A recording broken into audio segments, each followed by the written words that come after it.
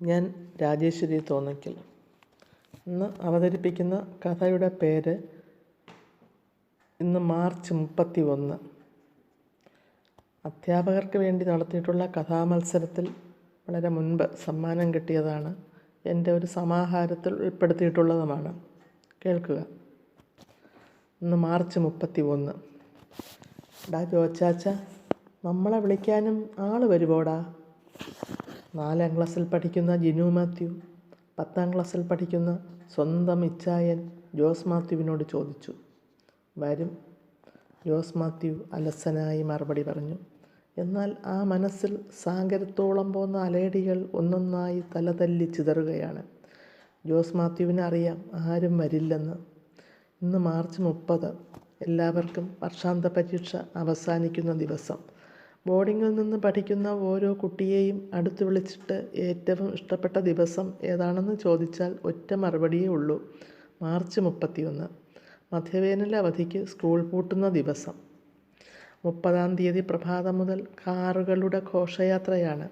വില കൂടിയ കാറുകൾ ഒന്നിനു പുറകെ ഒന്നായി വരും. പ്രിയപ്പെട്ടവർ വന്ന് സ്വന്തം കുട്ടികളെ സ്വന്തം താവളത്തിലേക്ക് കൂട്ടിക്കൊണ്ടു പോകുന്ന ദിവസം. വരുന്നവരെല്ലാം പ്രിയപ്പെട്ടവരല്ലെന്നും കൂട്ടിക്കൊണ്ടു പോകുന്നത് കുഞ്ഞുങ്ങൾക്ക് കൂടി അവകാശപ്പെട്ട താവളങ്ങളിലേക്ക് അല്ലെന്നുള്ളതുമൊക്കെ വേറെ കാര്യം. പലർക്കും മധ്യവേനൽ അവധിക്കാലം വിദേശത്താണ്, സ്വന്തം അപ്പനമ്മമാരോടൊപ്പം. ജോസ് മാത്യുവിന് അറിയാം കുഞ്ഞനിയൻ ജിനു മാത്യുവിന് സ്കൂളും കൂട്ടുകാരും ഒന്നും ഒരിക്കലും പ്രിയപ്പെട്ടവയല്ലെന്ന്. സ്റ്റഡി ഹാളിൽ ജോസ് മാത്യു അകലങ്ങളിലേക്ക് കണ്ണും നട്ട് ആലോചിച്ചിരിക്കുമ്പോഴെല്ലാം ഗ്രൗണ്ടിലെങ്ങോ ഒറ്റ തിരിഞ്ഞു നിന്ന് മറ്റുള്ളവരുടെ കളികൾ നോക്കി രസിക്കുന്നതായി ഭാവിക്കുന്ന ജിനു ഓടിയെത്തും. എടാ ജോച്ചാച്ച, നീ ഇപ്പോൾ എന്താ ഓർക്കുന്നതെന്ന് എനിക്കറിയാം. എന്നാൽ പറ എന്താന്ന്.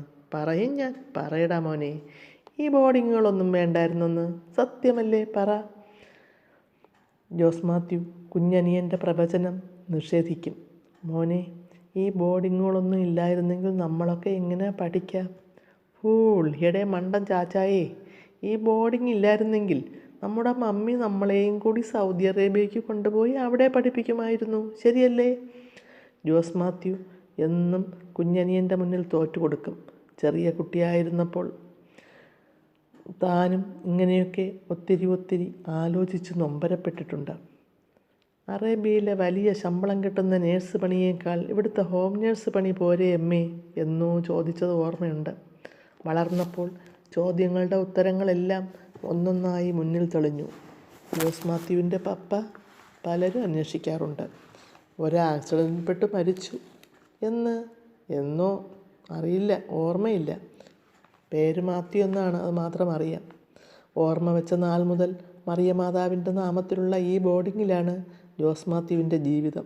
മാർച്ച് 31-നും ഓണം, ക്രിസ്തുമസ് വെക്കേഷനും ലോക്കൽ ഗാർഡിയൻ എന്ന ലേബലിൽ തങ്കമ്മ ആൻറ്റി വന്ന് കൊണ്ടുപോകും. വമ്പൻ കാറുകളുടെ ഘോഷയാത്രയ്ക്കിടയിൽ മൂട്ടയോളം പോന്ന ഒരു ഓട്ടോറിക്ഷയിൽ കുടുങ്ങിയിരുന്ന് തങ്കമ്മ ആൻറ്റി എത്തും. അവധിക്കാലത്ത് ഒപ്പം നിർത്തുന്നതിന് തങ്കമ്മ ആൻറ്റിക്ക് മമ്മി കൊടുക്കുന്ന കാശ് കുറവാണെന്ന് സൂചിപ്പിക്കുന്ന വിധത്തിൽ പലപ്പോഴും മുള്ളും മുനയും വച്ച വാക്കുകൾ കേൾക്കേണ്ടി വന്നിട്ടുണ്ട്.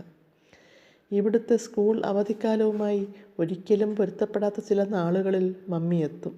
കുറേ അധികം തുണിത്തരങ്ങളും കണ്ണഞ്ചിപ്പിക്കുന്ന മറ്റു പലതും ഉണ്ടാകും. ഒന്നിലും ഒരാഹ്ലാദവും തോന്നിയിട്ടില്ല. ഇതിൻ്റെ ഒന്നും ഒരാവശ്യവുമില്ലായിരുന്നു മമ്മി എന്ന് പറയാൻ വാക്കുകൾ നാവിൻ്റെ തുമ്പത്ത് വരെ വന്നു നിന്നിട്ട് തെന്നി മാറുകയാണ് പതിവ്. 3ാം ക്ലാസ്സിൽ പഠിക്കുമ്പോൾ മമ്മി വന്നു. കൂടെ ഒരങ്കിളും ഉണ്ടായിരുന്നു. മോനെ, ഇളയച്ചനാണിത്, വിശ്വസിച്ചു. ആവേശത്തോടെ അദ്ദേഹത്തിൻ്റെ കണ്ണുകളിലേക്ക് നോക്കി. സന്തോഷമായി ചിരിക്കുന്ന മുഖം. തൻ്റെ പപ്പയുടെ അനുജൻ തന്നെയായിരിക്കുമോ? അങ്ങനെ ആയിരുന്നാൽ മതിയായിരുന്നു. അദ്ദേഹം താടിയിൽ പിടിച്ചുകൊണ്ട് ചോദിച്ചു, മോൻ സൗദി അറേബ്യയിലേക്ക് പോരുന്നു? വെക്കേഷനാവുമ്പോൾ ഞങ്ങൾ വരാം. ആശ്വാസമായി. ആ വെക്കേഷന് വേണ്ടി ആർത്തിയോടെ കാത്തിരുന്നു. ഇല്ല, ഒന്നും സംഭവിച്ചില്ല. പിന്നീടൊരിക്കലും സൗദിയിലേക്ക് ജോസ് മാത്യുവിന് ക്ഷണം ഉണ്ടായതുമില്ല. ബോർഡേഴ്സിൻ്റെ ജീവിതങ്ങൾക്ക് ഒരേ ഛായയാണ്. അച്ഛനില്ലാത്തവർ, അമ്മയില്ലാത്തവർ, രണ്ടുപേരുമില്ലാത്തവർ. പപ്പമാരുടെയും മമ്മിമാരുടെയും വേഷം കെട്ടി വന്നവർ പലപ്പോഴും യഥാർത്ഥ മമ്മിയും പപ്പയും ഒന്നും ആയിരുന്നില്ലെന്ന് വളരെ വൈകി മാത്രം അറിഞ്ഞു. ദാമ്പത്യത്തിൻ്റെ അസ്വസ്ഥതകളിൽപ്പെട്ട് സ്വന്തം മക്കളെ കൂടെ നിർത്തി വളർത്താൻ ഭാഗ്യമില്ലാത്ത കുറേ കോലങ്ങളെയും കണ്ടു. അമ്മ വേഷം കെട്ടി വന്നവരിൽ ചിലർ മക്കളെ കണ്ടു മടങ്ങാൻ നേരം മൂക്ക് പിഴിഞ്ഞും കണ്ണീർ തുടച്ചും ചലിക്കുന്ന കൊട്ടാരങ്ങളിൽ കയറിയിരുന്ന് ഡോർ വലിച്ചടയ്ക്കുന്ന കാഴ്ച ഇവിടുത്തെ സ്ഥിരം ദൃശ്യമാണ്. ബോബ് ചെയ്ത മുടിയും ലിപ്സ്റ്റിക് തേച്ച ചുണ്ടുകളും മധുര17ൻ്റെ മൃദുത്വമുള്ള ശരീരഘടനയും കണ്ട് നാടൻ മമ്മിമാർ അസൂയയോടെ നോക്കി നിൽക്കാറുണ്ട്. കഴുകന്മാർ കൊത്തിക്കീറി വ്രണപ്പെടുത്തിയ മാനസങ്ങൾ മറ്റുള്ളവർ കാണുന്നില്ലല്ലോ എന്ന ഒറ്റ ആശ്വാസത്തിൽ അവർ വരികയും പോവുകയും ചെയ്യുന്നു. ഒരിക്കൽ മമ്മി എഴുതി, മോനെ, നിനക്കൊരു കുഞ്ഞ് അനിയൻ കൂടി ഉണ്ടായിരിക്കുന്നു. പേര് ജിനു. ഞങ്ങൾ അവനെയും കൊണ്ട് താമസിയാതെ നാട്ടിലേക്ക് വരുന്നുണ്ട്. എന്തൊരു സന്തോഷമായിരുന്നു ആ വാർത്ത അറിഞ്ഞപ്പോൾ. തുള്ളിച്ചാടി കണ്ണിൽ കണ്ടവരോടെല്ലാം പറഞ്ഞു നടന്നു അനിയൻ്റെ കാര്യം. അതെ, അങ്ങനെ ഒരു ഇച്ചായൻ കൂടിയായി വല്യേട്ടന്മാരുടെ ലോകത്തിൽ. ജിനു മാത്യു. അവൻ്റെ പപ്പയുടെ പേരും മാത്യു എന്ന് തന്നെ ആയിരിക്കുമോ? ആയിരിക്കണം. പേരിലുള്ള ആ സാദൃശ്യം വളരെ നന്നായെന്ന് പലപ്പോഴും തോന്നിയിട്ടുണ്ട്. എങ്കിലും എന്നോ എവിടെയോ വെച്ച് മമ്മിയും ഇളയച്ചനും കൂടി തെറ്റി എന്ന് തോന്നുന്നു. അദ്ദേഹം ഇപ്പോൾ നാട്ടിലുണ്ട്. വല്ലപ്പോഴും ജിനുവിനെ തേടി ബോർഡിങ്ങിൽ വരാറുണ്ട്. വരുമ്പോഴൊക്കെ വരാതിരുന്നെങ്കിൽ എത്ര നന്നായിരുന്നുവെന്നാണ് ചിന്തിച്ചു പോകുന്നത്. ചുമന്ന കണ്ണുകളും നിലത്തുറയ്ക്കാത്ത കാലുകളുമായി വരുന്ന ഒരു രൂപം. 2 മാസങ്ങൾക്ക് മുൻപ് മമ്മി ബോർഡിങ്ങിൽ വന്ന് കണ്ട് മടങ്ങിപ്പോയതിൻ്റെ പിറ്റേ ദിവസം ജിനുവിൻ്റെ പപ്പ വന്നിരുന്നു. വൈകുന്നേരത്തെ കാപ്പിക്ക് വേണ്ടി ഡൈനിങ് ഹാളിലേക്ക് നടക്കുമ്പോഴായിരുന്നു ഇടനാഴിയിൽ വെച്ച് ദയനീയമായ ആ ദൃശ്യം കണ്ണിൽപ്പെട്ടത്. തുണിത്തരങ്ങൾ സൂക്ഷിക്കുന്ന വലിയ ലെതർ ബാഗും വലിച്ചിഴച്ച് നടന്നു നീങ്ങുന്ന ജിനു. എന്താടാ ഇത്? പപ്പ വിസിറ്റേഴ്സ് റൂമിൽ ഇരിപ്പുണ്ട്. മമ്മി തന്ന സാധനങ്ങളൊക്കെ കൊണ്ട് ചെല്ലാൻ പറഞ്ഞു. ഒന്നും മനസ്സിലാകാതെ, പൊട്ടിക്കരയാനാകാതെ കണ്ണീർ ചവച്ചും കുടിച്ചും ഇറക്കി. ജിനു തിരികെ വരും വരെ ഇടനാഴിയിൽ കാത്തുനിന്നു. ഇളയച്ചൻ്റെ മുന്നിലേക്ക് കുറേ നാളായി ചെല്ലാറില്ല. മുന്നിൽ കണ്ടുപോയാൽ മമ്മിയെക്കുറിച്ചുള്ള അപവാദങ്ങൾ കേട്ടു നിൽക്കേണ്ടി വരും. കുറേ നേരം കാത്തു നിന്നപ്പോൾ ജിനു അതേ പെട്ടിയുമായി മടങ്ങി വരുന്നു, കണ്ണീർ തുടച്ചുകൊണ്ട്. എന്തിനാ നീ കരയുന്നത്? മമ്മി കൊണ്ട് തന്നതൊക്കെ എടുത്തുകൊണ്ട് പോയി. എല്ലാം ചുട്ടരിക്കുമെന്ന്. കുഞ്ഞുങ്ങളുടെ വികാരം മനസ്സിലാക്കാൻ കഴിയാത്ത ഈ മനുഷ്യന് ഭ്രാന്താണ്. മദ്യലഹരിയിൽ കുതിർന്ന ഭ്രാന്ത്. പ്രതികരിക്കാതിരിക്കുകയാണ് ഭേദം. ഒച്ച വെച്ച് മറ്റുള്ളവരെ കൂടി അറിയിക്കാമെന്ന് മാത്രം. ജിനുവിനെ എന്ത് പറഞ്ഞ് ആശ്വസിപ്പിക്കാനാണ്? അകലെ പെൺകുട്ടികളുടെ ബോർഡിങ്ങിൻ്റെ വരാന്തയിലേക്ക് കണ്ണുകൾ പായിച്ചു. അവിടെ എല്ലാം വീക്ഷിച്ചു നിൽക്കുന്നു ജിൻസി ഫെർണാണ്ടസ്. 10A ഡിവിഷനിൽ അവസാനത്തെ റാങ്കുകാരുടെ കൂട്ടത്തിൽ 2 ബോർഡേഴ്സുണ്ട്, ജോസ് മാത്യുവും ജിൻസി ഫെർണാണ്ടസും. ബോർഡിങ്ങിൽ എല്ലാ സൗകര്യങ്ങളും ഉണ്ടായിട്ടും 2 ആൾക്കും മാർക്ക് കുറഞ്ഞു പോകുന്നതിൽ അധ്യാപികമാർ സദാ പരിഭവിച്ചു. ചിലർ കുത്തുവാക്കുകൾ എറിഞ്ഞു.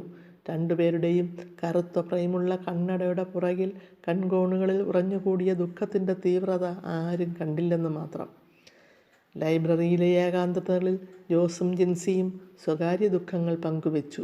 അവധിക്കാലമെത്തുമ്പോൾ ജിൻസിയെ പറക്കും തളികയിൽ കൂട്ടിക്കൊണ്ടു പോകാൻ പപ്പയും മമ്മിയും വരാറില്ല. അവരും എവിടെയോ വെച്ച് തെറ്റിപ്പിരിഞ്ഞു. മമ്മി എവിടെയാണെന്ന് അറിയില്ല. പപ്പ മറ്റൊരു സ്ത്രീയോടൊപ്പം അമേരിക്കയിലുണ്ട്. അച്ചമ്മയുടെ കാരുണ്യം കൊണ്ട് ജിൻസിയും ബോർഡിങ്ങിലെത്തി. ബോർഡിങ്ങിലേക്കുള്ള കാശ് ഇളയച്ചന്മാർ പങ്കിട്ട് അച്ചമ്മയെ ഏൽപ്പിക്കുന്നു. എന്നാൽ വെക്കേഷൻ കാലത്ത് പോലും ജിൻസിയുടെ സാന്നിധ്യം ഇളയമ്മമാർ തീരെ ആഗ്രഹിക്കുന്നില്ലത്രേ. ജിനുവിന് ബോർഡിങ്ങിലാകെ ഇഷ്ടമുള്ളത് ജിൻസിയെ മാത്രമാണ്. അവസരം കിട്ടുമ്പോഴെല്ലാം അവൻ ജിൻസി ചേച്ചിയുടെ അടുത്തെത്തും. മൂക്കൊലിപ്പിച്ച് നടക്കുമ്പോൾ തുടച്ച് വൃത്തിയാക്കാനും ചുമയ്ക്കുമ്പോൾ പുറംതലോടാനും ഒക്കെ ജിനുവിന് ജിൻസി ചേച്ചിയെ വേണം. ജിൻസി അവൻ്റെ ചേച്ചിയോ അമ്മയോ ഒക്കെ ആണെന്നാണ് വിചാരം. ഒരിക്കൽ ജിനു പനിയും ചുമയുമായി കിടക്കുന്ന അവസരത്തിൽ കിടക്കയ്ക്കരികിലിരുന്ന് ആശ്വസിപ്പിക്കുമ്പോൾ അവൻ ചോദിച്ചു, എടാ ചാച്ച, തങ്കമ്മാൻ്റി മരിക്കുമ്പം നമുക്ക് ജിൻസി ചേച്ചിയെയും വിളിച്ച് ആ വീട്ടിൽ പോയി താമസിക്കാവൂടാ? പിന്നെ വല്ലോരും വിളിക്കുമ്പം പോകാനായിട്ട് ജിൻസി ചേച്ചിയുടെ പപ്പായും മമ്മിയും അങ്ങ് വിട്ടിരിക്കുമല്ലയോ? ജിൻസി ചേച്ചിക്ക് പപ്പായും മമ്മിയും ഉണ്ടെന്ന് ആരാ പറഞ്ഞത്? അത് ഏതാണ്ട് നമ്മളെ കൂട്ടാ, എല്ലാം കണക്കാ. എന്ന് നീ എങ്ങനെ അറിഞ്ഞു? അത് പിന്നെ കണ്ടാൽ തോന്നത്തില്ലയോ ആരും ഇല്ലാന്ന്? പിന്നെ നീ വായടയ്ക്ക്, അധികം സംസാരിക്കണ്ട, പനിയാ. അവൻ എപ്പോഴും ഇത്തരം വർത്തമാനങ്ങളെ പറയുള്ളൂ. സന്ദർഭം നോക്കി സംസാരിക്കാൻ തീരെ അറിയില്ല. കുട്ടിയാണെങ്കിലും പറയുന്നതിനൊരു വെടിപ്പൊക്കെ വേണ്ടേ? അവന് അത് തീരെ ഇല്ലാതെ പോയി. മറ്റൊരിക്കൽ അവൻ ജിൻസിയോട് ചോദിച്ചു പോലും, ജിൻസി ചേച്ചിക്ക് ഐവി സിസ്റ്ററിനെ പോലെ, ദീപ്തി സിസ്റ്ററിനെ പോലെ ഒരു സിസ്റ്ററാകാൻ മോഹമുണ്ടോ? ചിലപ്പോഴൊക്കെ. എന്നാലേ അതിനു മുമ്പ് ആ ഹൃദയം മാറ്റിവെക്കണം കേട്ടോ. എന്തിനാ? ദീപ്തി സിസ്റ്ററിനെ പോലെ, ഐവി സിസ്റ്ററിനെ പോലെ തീരെ സ്നേഹമില്ലാത്തൊരു ഹൃദയമാണ് വേണ്ടത്. പറഞ്ഞു മുഴുമിപ്പിക്കാൻ ജിൻസി സമ്മതിച്ചില്ലത്രേ. പലപ്പോഴും അവൻ്റെ വായ പൊത്തിപ്പിടിക്കേണ്ടി വരികയാണ്. ഏതോ ഒരു കാറിൻ്റെ വ്യത്യസ്തമായ ഹോണടി കേട്ട് ജോസ് മാത്യു ചിന്തയിൽ നിന്ന് ഉണർന്നു. ജിനു 2ാം നിലയുടെ മുകളിൽ നിന്ന് താഴേക്ക് നോക്കി പോകുന്നവർക്കെല്ലാം നിർവികാരനായി കൈവീശി ടാറ്റ പറയുകയാണ്. ഇനി വിരലിലെണ്ണാവുന്നവർ മാത്രമേ ബോർഡിങ്ങിൽ അവശേഷിക്കുന്നുള്ളൂ എന്ന സത്യം ജോസിൻ്റെ കാതുകൾ പിടിച്ചെടുത്തു. തങ്കമ്മാൻറ്റി എന്തേ വരാഞ്ഞത്? ഓട്ടോറിക്ഷയുമായി ആദ്യം എത്തുന്നത് അവരാണല്ലോ.